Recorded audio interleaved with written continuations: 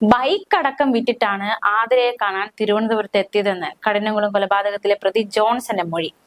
കുഞ്ഞിനെയും കൊണ്ട് കൂടെ വരാൻ പലതവണ ആവശ്യപ്പെട്ടു, പക്ഷെ ആതിര തയ്യാറായില്ല. അതുകൊണ്ടാണ് കൊലപ്പെടുത്തിയതെന്നും പ്രതി പറഞ്ഞു. പോലീസ് പിടിയിലാകുമെന്ന് ഉറപ്പായപ്പോഴാണ് ആത്മഹത്യക്ക് ശ്രമിച്ചതെന്നും അന്വേഷണ സംഘത്തിന് ജോൺസന്റെ മൊഴി.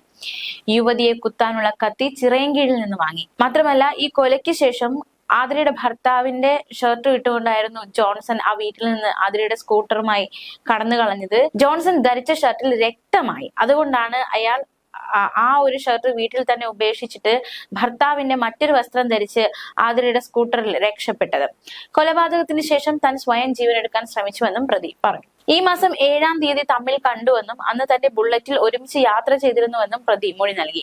ഡിസംബർ 7 മുതൽ ജനുവരി 7 വരെ ചിങ്ങവനത്തെ വീട്ടിൽ ഹോം നഴ്സായി ജോലി നോക്കിയ ജോൺസൺ അതിനുശേഷമാണ് ജോലി ഉപേക്ഷിച്ച് പെരുമാതുറയിലെത്തിയത്. എന്തായാലും ഇയാളെ കോട്ടയം ചിങ്ങവനത്ത് നിന്നാണ് പോലീസ് സംഘം പിടികൂടിയത്. ഇയാളെ പിടികൂടിയ ചില ദൃശ്യങ്ങൾ കാണാം.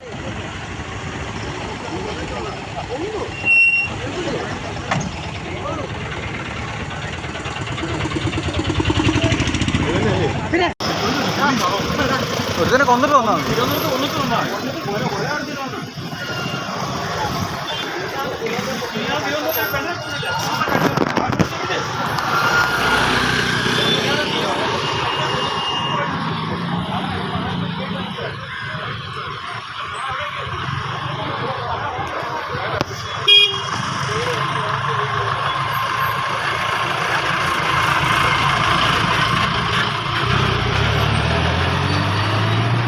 എന്തായാലും നിർണായകമാകുന്ന പ്രതിയുടെ മൊഴികൾ ഇടയ്ക്കിടയ്ക്ക് പുറത്തു വരുന്നുണ്ട്. തീർച്ചയായിട്ടും ഇനി തെളിവെടുപ്പിന് കൊണ്ടുവരേണ്ടതായിട്ടുണ്ട്.